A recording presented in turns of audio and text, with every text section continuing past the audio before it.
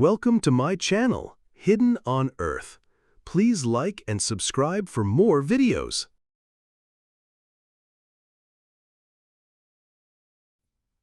Waitomo Caves, New Zealand. An in-depth exploration. Hidden beneath the lush pastures and rolling hills of New Zealand's North Island is an ancient secret, a world that time didn't forget, but instead sculpted quietly in the shadows. This is Waitomo, a name that echoes with wonder, a place where science and myth hold hands, where stars light the ceiling of caves and rivers whisper tales of eternity. In this episode, we'll explore this underground marvel from every angle: geology, biology, culture, history, and thrill-seeking adventure.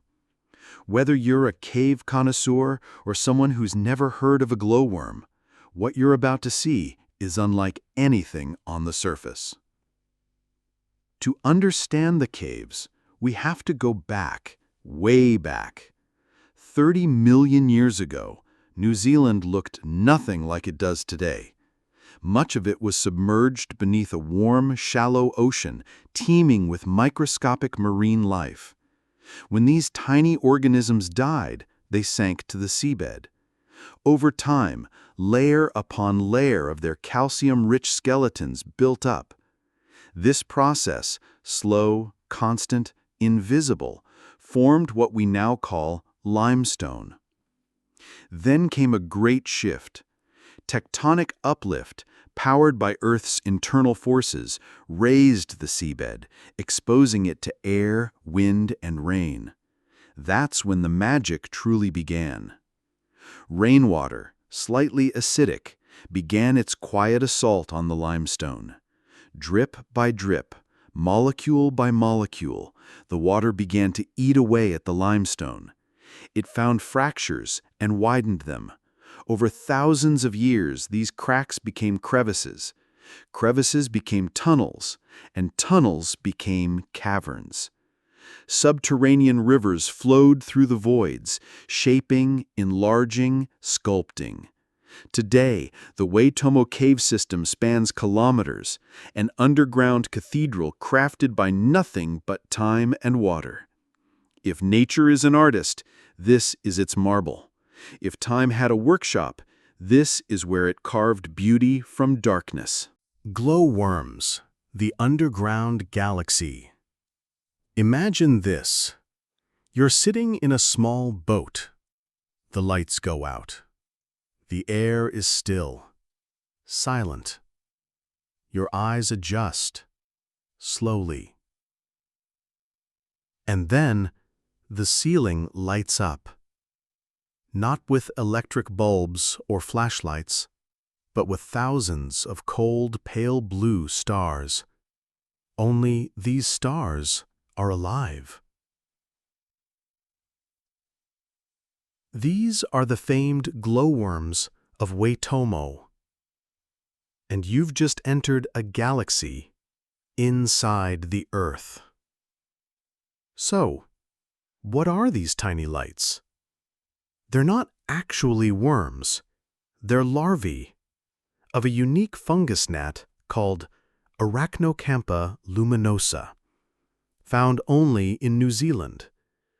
These larvae produce light using bioluminescence, a chemical reaction involving luciferin, oxygen, and an enzyme named luciferase. They live suspended from cave ceilings, spinning sticky silk threads that dangle like fishing lines. The light they emit is a lure.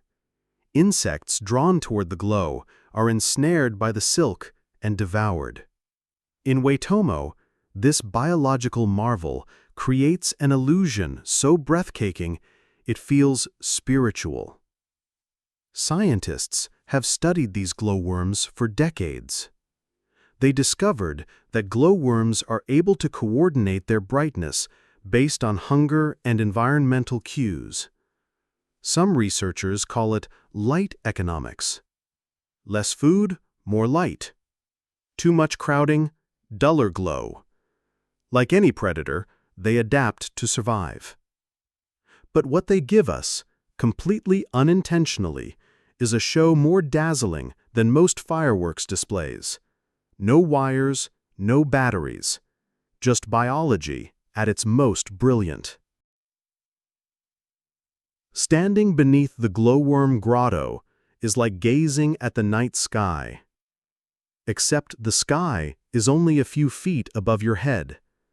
Every glow is a life, every thread a trap, and every moment feels suspended in time. Visitors often describe it as a spiritual experience. Some are moved to tears, others simply fall into stillness. In a world that rarely pauses, Waitomo forces you to slow down and look up. Māori stories and spiritual significance. Long before European explorers set foot in these hills, long before tourists floated beneath glowworm constellations, the Waitomo Caves were already known, already respected. Not as tourist destinations, but as sacred places, places of reverence, of power, of connection to the unseen. To the Māori people, Waitomo was not simply a hole in the ground. It was a living being, a place where ancestors whispered through dripping stone, where the boundaries between the physical world and the spiritual realm blurred with every echo. The name itself, Waitomo, comes from Te Reo Māori. Wai means water.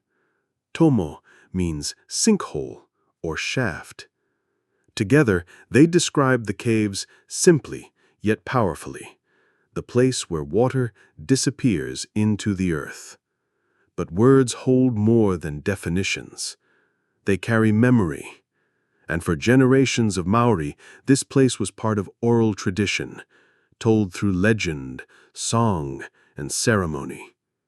Some iwi believed the glowworms were the eyes of ancestors, guarding, guiding, glowing from the underworld. Others told stories of Taniwa, mythical guardians who lived deep within cave rivers, protecting the sacredness of the land. This wasn't just mythology. This was lived culture. Māori used the caves with purpose and respect. Some were burial sites, others resting places for bones of elders. There were areas never entered, tapu, or sacred, forbidden without ritual clearance. Even today, Māori guides carry this legacy. They don't just explain the caves, they speak for them. They chant before entering. They thank the cave when they leave. They share the stories not from textbooks, but from lineage, from spirit, from place. To visit Waitomo isn't just to see nature's art, it's to feel something deeper, older, wiser. You're not just walking through a cave, you're stepping into a story. One written in stone, sung by water, and remembered by those who came before. So listen, not just with your ears, but with your spirit. Historical discovery and early tourism. In 1887, a Maori chief named Dane Tinorau made a bold decision. He'd long known about the caves near his home in the Waitomo Valley, but this time he would explore what lay beyond the entrance, deeper. With English surveyor Fred Mace by his side, they built a raft using flax stems, lit a few candles, and paddled into total darkness. What they found stunned them. Cathedral-like chambers, underground rivers, and above, what they thought were stars. Glowworms, a ceiling of living lights. They returned again and again, mapping and navigating the caverns further than anyone before. Just 2 years later, in 1889, Dane Tinorau opened the cave to paying visitors. He and his wife, Huti, were the first official tour operators of Waitomo. By word of mouth, the site grew in popularity, known for its natural beauty, eerie tranquility, and those unforgettable glowworms. Tourists arrived on horseback and by cart, dressed in their finest, men in coats, women in long gowns, all entering the earth with nothing more than candlelight and curiosity. Early photographs show guests perched on rafts surrounded by darkness and wonder. Some traveled days just to witness what was quickly becoming one of New Zealand's most beloved destinations. But the story doesn't remain romantic for long. In 1904, the New Zealand government took control of the caves under the Scenery Preservation Act. Maori families, including the Tino Rao descendants, lost the rights to operate their own land. For nearly 80 years, the caves were managed as a state asset. The land still belonged to the people, but not the management nor the profits. It wasn't until 1989, exactly 100 years after that first public tour, that the land was returned. Today, the caves are co-managed by the descendants of Chief Tino Rao and the tourism company that helped modernize the experience. Balance, finally, has been restored. Today, the Waitomo Caves are more than just a tourist attraction. They're a cultural symbol, a geological museum, a glowing bridge between generations. What began with curiosity and courage in a flax raft continues today as one of Aotearoa's most treasured destinations. Tane Tino Rao's journey into the unknown didn't just uncover a hidden world, it opened the door for others to step into the past, the myth, and the mystery of Waitomo. Sculptures in stone, cave formations, and geological marvels. While the glowworms light up the caves above, the rock below is performing a slow-motion masterpiece. Every curve, every column, every crystal edge, formed not in years, not in centuries, but over tens of thousands of years. Waitomo's caves are built of limestone, a soft sedimentary rock made from ancient marine fossils. Rainwater, carrying just a trace of carbon dioxide, becomes acidic enough to dissolve limestone. As this water drips into the cave's interior, something magical happens. The calcium it carries begins to deposit, layer by microscopic layer, into rock formations. From these ancient droplets, the great spires of the underworld are born. You've heard the names. Stalactites, T for top, they cling from the ceilings. Stalagmites, M for mound, they rise from the cave floor. When they meet, they form a column, a union of drip and gravity, of time and patience. Some columns in Waitomo stand taller than a two-story house. Others are delicate, barely thicker than a pencil.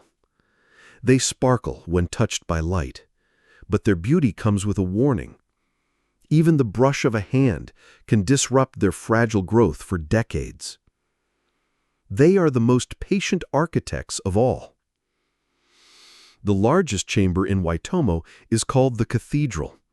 Its ceiling soars 18 meters high, and the acoustics are so perfect that famous choirs have performed here. Opera singers, cellists, and flutists have all stood where water once stood. The stone walls act like ancient amplifiers, resonating each note like a sacred hymn. But even in silence, the cave sings. A quiet drip, a low echo, the occasional flutter of a cave weta. It reminds you, this isn't a static space. It's alive. Alive with sound, texture, transformation, and time. Millions of years sculpting one slow breath. Thrill below, modern adventure and exploration. Waitomo isn't just a place of beauty. It's a playground for the bold. For those who wish not only to see, but to feel, to descend, to float, to dive. Imagine yourself stepping into a full-body wetsuit, headlamp strapped on. You lower into a narrow cave shaft, guided only by rope, gravity, and courage. This is the lost world, 100 meters straight down. Not for the faint of heart, but for the ones seeking awe through action. Then there's the blackwater rafting experience. Picture this.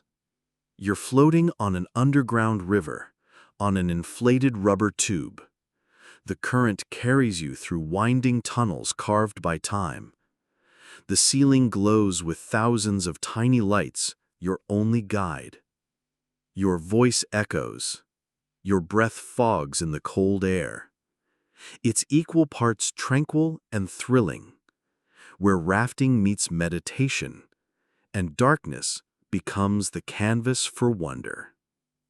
And the best part? Waitomo offers more than one path. Not every visitor is a thrill seeker.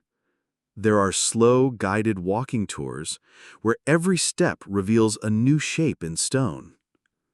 Boat rides glide gently beneath glowing ceilings, perfect for families or first-time visitors.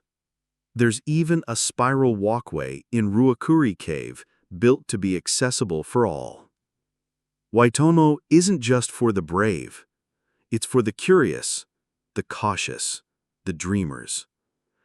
Because whether you rappel into a cavern or sit quietly in a boat, you'll leave with the same gift: a moment of stillness, a glimpse into the planet's secret heartbeat, and a memory that glows forever. Reflection and outro. The cave within. There are places on Earth that shout, loud, proud, unmistakable. And then there are places that whisper. Waitomo is a whisper. A quiet, glowing, echoing reminder that the most extraordinary wonders often hide in the dark, out of sight, beneath our feet. It teaches us to slow down, to listen, not just to the world, but to time itself. Because these caves aren't new. They are ancient, patient. They don't rush to impress. They simply are. A cathedral sculpted by water. A sky made of insects. A story still being written, one drop at a time. Whether you came seeking beauty, thrill, knowledge, or silence, you found something deeper. And maybe, just maybe, the real journey wasn't into the cave, but into yourself. If you enjoyed this journey, please like, subscribe, and share. Got a favorite cave or memory from Waitomo? Drop it in the comments below. Stay curious, stay grounded, and never stop exploring.